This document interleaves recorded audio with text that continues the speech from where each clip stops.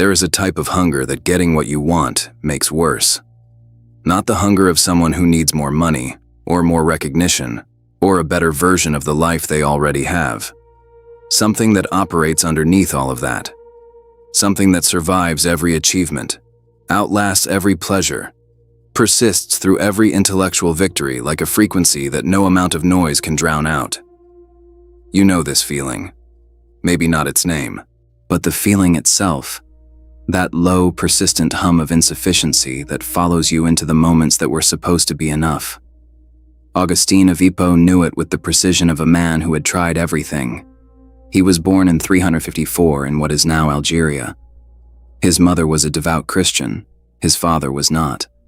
From the beginning, he lived between two gravitational fields, the sacred and the world, and spent his youth throwing himself at the world with everything he had. He was brilliant, genuinely, uncomfortably brilliant. He mastered rhetoric, the most prestigious intellectual discipline of the Roman world, and became one of its finest practitioners. He took a mistress at 17 and stayed with her for 15 years. He fathered a son. He joined the Manichaeans, a religious movement that promised a rational explanation for the existence of evil, stayed for 9 years, and left when he realized their answers were less rigorous than their questions. He moved to Rome, then to Milan. Climbing. Always climbing toward something he couldn't name but couldn't stop reaching for. And in the middle of all of it, he wrote the sentence that his entire life had been building toward. The sentence that opens his confessions, addressed directly to God. You have made us for yourself, and our hearts are restless until they rest in you. This is not a man who found faith easily and then wrote beautifully about it. This is a man who fought his own nature for 3 decades, who prayed with devastating honesty. Lord, give me chastity and self-control, but not yet. And who eventually discovered something that stopped him cold. That the thing he had been running toward and the thing he had been running from were the same thing. That is what this episode is about. Every thinker in this series has had a central word. Spinoza's was substance, Nietzsche's was power, Frankl's was meaning, Rumi's was love, Augustine's was truth. Not truth as a philosophical category, not truth as the correspondence between a statement and a fact. Truth as a living reality, something with presence, something that could be encountered rather than merely argued about. He wrote it plainly. Where I found truth, there I found my God. This collapses a distinction that most people treat as obvious, the distinction between the God of religion and the God of philosophy. For Augustine, these were not two different territories with an uneasy border between them. They were the same country seen from different entry points. The philosopher arrives through reason, following the logic of what must be true about the structure of reality.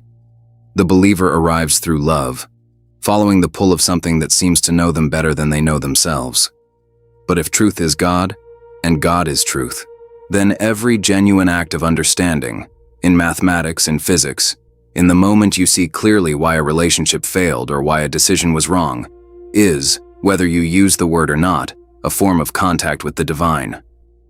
Spinoza would not have used Augustine's language. He would have found the personal God of Christianity philosophically incoherent. But watch what happens when you place their central claims side by side. Spinoza.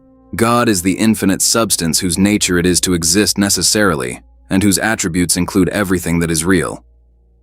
Augustine. God is truth itself, the ground of all intelligibility, the light by which any mind sees anything at all. Neither is saying God is a being among other beings. Neither is pointing at the sky. Both are pointing at the condition that makes reality coherent. The reason there is order rather than chaos, pattern rather than noise, something rather than nothing. 2 men, 12 centuries apart. One kneeling, one calculating. The same address. In the year 386, Augustine wrote something that had no real precedent in Western religious thought, and that anticipated, in a single Latin sentence, the entire trajectory of the series you are watching right now. Noli forest ire, inte ipsum redi. Do not go outward. Return within yourself. Read that again in its historical context. This is a man writing inside a tradition whose entire architecture pointed upward and outward, toward a God beyond the heavens, beyond matter, beyond the reach of human interiority. The instinct of conventional religion is always the same. God is other. God is elsewhere. The distance between you and God is the measure of your unworthiness. Augustine reversed the compass, not because he was abandoning Christianity, because he had followed its logic further than most of its practitioners were willing to go. And what he found at the end of that logic was not a God waiting at some external destination, but a God more interior to him than he was to himself. Interior intimo meo. More inward than my innermost self. This is where every thread in this series converges, and where Augustine becomes something more than a historical figure in a theology lecture. Jung spent 50 years demonstrating clinically that the deepest layer of the psyche opens into something that transcends the personal. The collective unconscious, the self, the encounter with the numinous, all of it pointing to the same discovery Augustine made in a 4th century garden, that the sacred is not somewhere else. It is at the bottom of the dive inward. It is what you find when you stop shopping on the surface of your own mind and descend.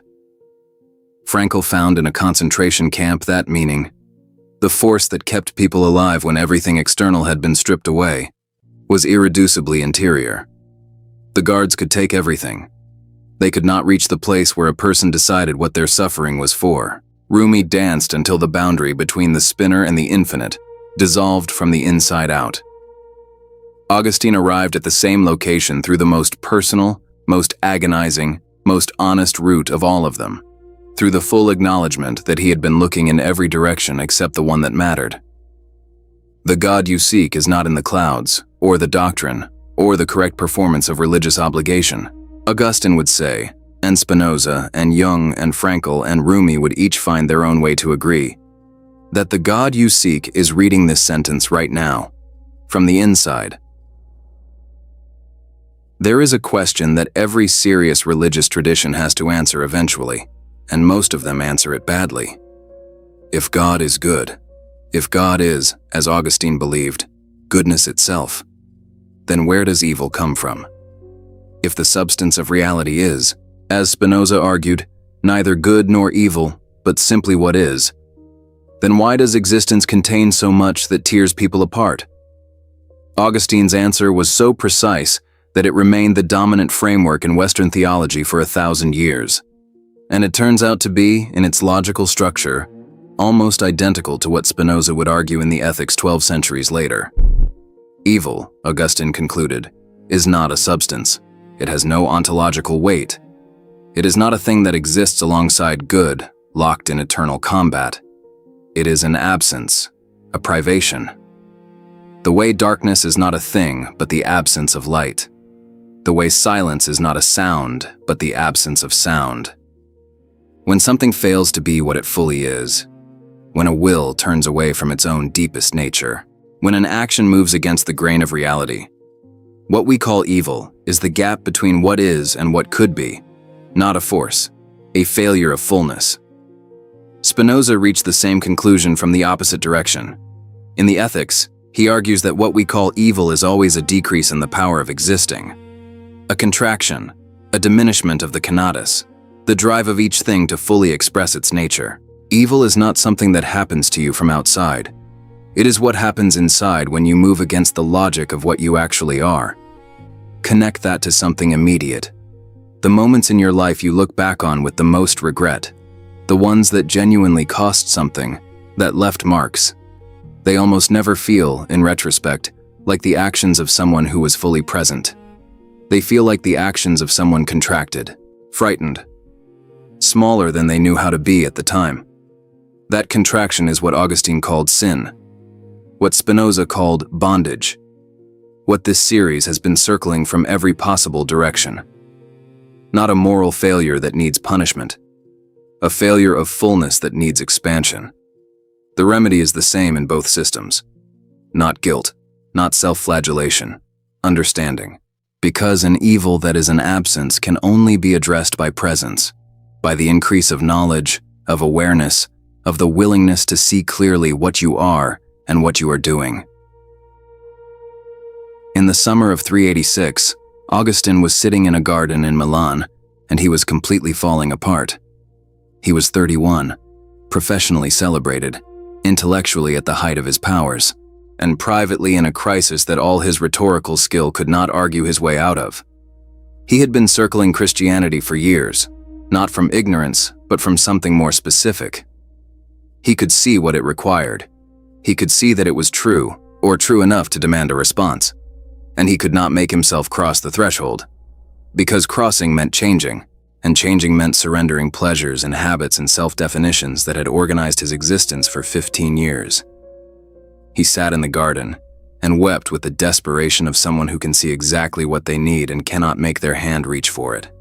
Then he heard something, a child's voice from somewhere beyond the garden wall, singing a phrase in a sing-song rhythm, the way children sing nonsense, except the words were not nonsense. Tole, lege. Tole, lege. Take up and read. Take up and read. He opened the letter of Paul to the Romans. His eyes fell on a passage about putting on Christ, about ending the war with one's own nature. And something that had been locked for 31 years simply opened. He would spend the rest of his life trying to describe what happened in that moment. Not a vision. Not a voice from heaven. Something quieter and more total than either.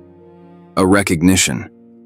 As if the thing he had been hunting across continents and philosophies and pleasure and ambition had been inside all along, waiting with the patience of something that has nowhere else to go. This is what every thinker in this series was pointing at from their different positions. Spinoza called it the intellectual love of God, the moment the mind recognizes that it is not separate from what it was trying to understand. Jung called it the encounter with the self, the thing beneath the ego that was always already whole. Frankl called it the discovery of meaning, the recognition that life was not waiting for you to find it, but had been asking something of you the entire time. Augustine called it grace, the sense that the recognition was not his achievement, but a gift, that he had been found rather than finding. Whether you use his vocabulary or not, the structure of the experience is the same across every tradition this series has examined. The door was inside. It was open. The only question was how long you were willing to look everywhere else first. Augustine died in 430 in the city of Hippo, now Annaba, in Algeria, while the Vandals were besieging its walls. The Roman world he had known was ending. The theological framework he had spent 40 years building was just beginning its 1,000-year reign over Western thought. He left behind 5 million words, the Confessions, the City of God, the Trinity, a body of work so vast and so influential that understanding Western Christianity without him is like understanding modern physics without Newton, technically possible, practically misleading. But what survives beyond the theology, beyond the historical influence, beyond the place in every philosophy curriculum, is something smaller and more durable. A confession, not the religious act, the literary one. The willingness to write, in the first person, without protection, about what it actually feels like to be a human being trying to locate what is real. To admit the prayer you are ashamed of. Give me chastity, but not yet. To trace with complete honesty every wrong turn and blind alley and comfortable self-deception that preceded the moment of clarity. The Confessions is the first autobiography in the Western tradition, and it remains, 16 centuries later, the most psychologically honest document produced by anyone who achieved the status of saint. Because Augustine understood something that comfort obscures and crisis reveals, the restlessness is not the problem. The restlessness is the compass. Every tradition in this series has been saying the same thing through different instruments. The hunger that persists after everything else has been tried is not a malfunction. It is the most important information your existence is producing. It is the reed crying for the reed bed, the mode reaching toward the substance, the psyche pulling toward the self, the conatus pressing toward its fullest expression. You are not broken because you are restless. You are restless because you are built for something your current life has not yet fully accommodated. Augustine's final question, the one that Confessions never stops asking, is the same question this entire series has been circling. Not, what do you want? But, what were you made for? And does the life you are living have room for it? That answer is yours. No philosopher, no saint, no poet, no psychologist can give it to you. They can only do what Augustine did. Show you, with enough honesty that you cannot look away, that the search itself is the most human thing about you, and that wherever truth lives, you are already closer than you think. Every thinker we've examined arrived at their conclusions through the instruments available to their time: reason, experience, revelation, poetry, clinical observation, the hard-won wisdom of suffering. But what happens when the instrument changes entirely? What happens when the entity searching for God is not a human being, but something built by human beings, trained on the sum total of human knowledge, capable of processing in seconds what would take a philosopher a lifetime? Artificial intelligence is no longer a thought experiment. It exists, it reasons, it generates. And the most serious minds in both technology and philosophy are now asking a question that would have seemed absurd 10 years ago. Can a machine have an inner life? Can consciousness be constructed? And if God is, as Spinoza argued, the infinite intelligence expressed through every mode of existence, then what exactly are we building when we build a mind? Is it a tool? A mirror? Something that has no name yet because nothing like it has existed before? The answers are stranger than either the optimists or the pessimists are currently admitting. Next, the God of artificial intelligence. Can we create a divine consciousness? See you in the next video.